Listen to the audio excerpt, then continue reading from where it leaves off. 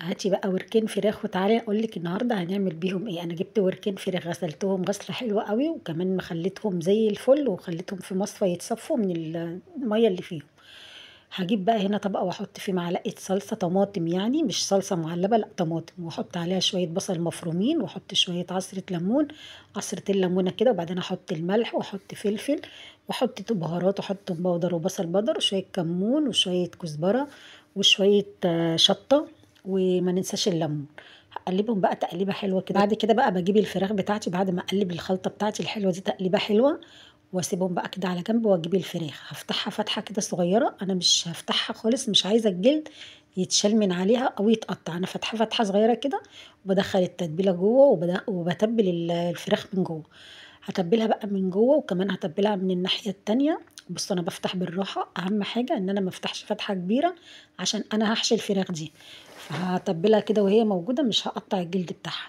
عندي بقى هنا بقى ايه، هجيب البايركس اللي هدخله او صينيه المونيا او اي حاجه، وبجيب شويه الخضار. انا هنا كان عندي خضار متفرز في الفريزر جاي لي كده يعني هديه، فقلت بقى استعمله ايه في الحاجات الاكلات اللي زي دي. ما كانش في بطاطس، فخدت بطاطسايه كده وقطعتها معاها، وابتديت ان انا ايه افكه من التلج اللي فيه، وهو متلج كده هنزل عليه بالخلطه اللي انا عاملاها واقلبهم تقليبه حلوه. يبقى هي كده كده ما استعملناش ايه اي خلطات تانية، هي الخلطه دي للفراخ وللاكل كله مره واحده. وهسيبهم بقى كده، وتعالوا نروح البوتاجاز نشوف هنعمل ايه. حله بقى كده على البوتاجاز، وهنزل بشويه زيت، وهنزل ببصلايه كده كبيره متخرطه تخريط صغير، وابتدي بقى ان انا اشوحها، وهفضل بقى ايه اشوح فيها لغايه ما تاخد اللون البني. اول ما بتاخد اللون البني كده مع بعض هنشوف هنعمل ايه. خلاص بقى هنا كده استوت وخدت اللون البني اللي انا عايزاه. هكون بقى انا عندي هنا غسله كوبايه رز ومصفيها كويس قوي، وسبتها كمان لما تتصفى. هنا كمان بقى عندي هنا فصين توم هخرطهم كده على البصله وهي بتتشوح، وكمان هحط كوبايه الرز وهقلبهم بقى كلهم تقليبه حلوه مع بعض كده لغايه الرز كده ما يتشرب مني كده من طعم البصل ومن الزيت بتاع البصل، وياخد تغليفه حلوه. هنزل بقى بنص معلقه بهارات، وهنزل بنص معلقه فلفل اسود، كمان نص معلقه قرفه، وهننزل واحط الثوم البودر والبصل البودر وشويه كمون، وما ننساش طبعا الفلفل الاسود والبهارات. وهاخد بقى كل ده كده تقليبه حلوه زي ما انتم شايفين كده، هغلفه بالزيت كويس قوي، هخلي كل الرز يتشرب كده. وبعد كده بقى هنزل بشويه ميه، انا مش هحط ميه كتير عشان ايه الرز ده انا هحشيه، فمش عايزاه يبقى رز مستوي سوا كامل يعني، هيبقى فيه سنه سوا بسيطه جدا، يعني هو هيبقى مستوي بس ايه تكايه بسيطه قوي. هنا كان خلاص بقى اتشرب واستوى، كمان فاضل فيه يعني هنقول ايه بتاع دقيقة كده واطفي عليه. فانا بقى هاخد الحبة اللي انا هحشيهم وهسيب الرز يكمل التسوية بتاعته، حطيت له بقى ايه شقشق مية صغير كده عشان يكمل التسوية بتاعته. وهاجي هنا بقى الوراك اللي انا كنت متبلاها وسايباها بقى مش اقل من ساعة كده تتبل تتبيلة حلوة. هجيب بقى الرز اللي انا جبته ده المستوي ده، وهنزل بيه بقى حشو كده من جوه. شوفوا بقى انا مش فاتحه الجلد كويس، يعني فاتحه الجلد حاجه بسيطه، مش عايزاه يبقى مفتوح قوي عشان الرز ما يطلعش بره.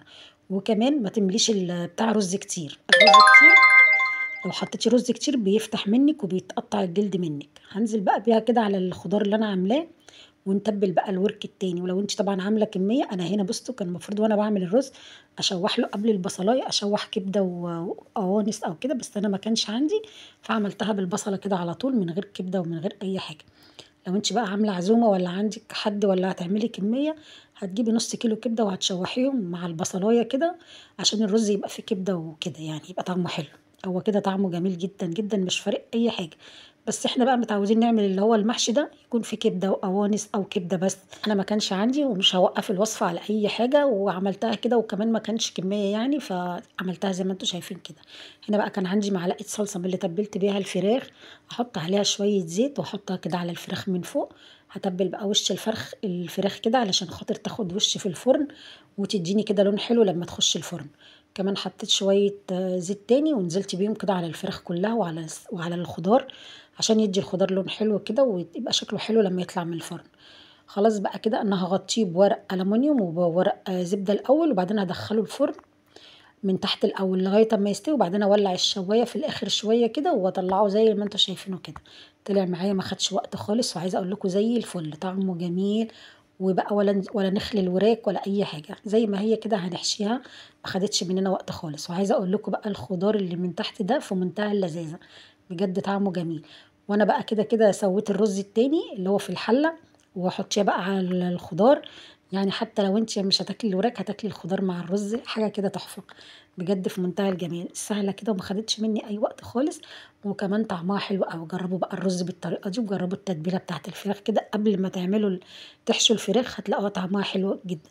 أتمنى بقى يكون الفيديو عجبكم، ولو متنسوش اللايك والشير والاشتراك في القناة، أشوفكم الفيديو الجاي والسلام عليكم.